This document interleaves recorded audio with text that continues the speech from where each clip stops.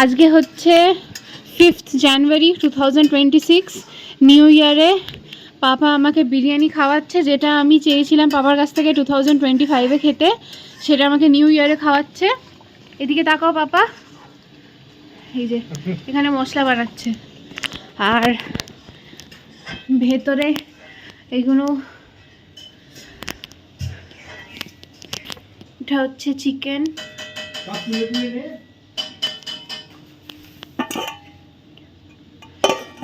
এগুলো সব প্রিপেয়ার করে রাখা আছে, এটা খালি আমি এখন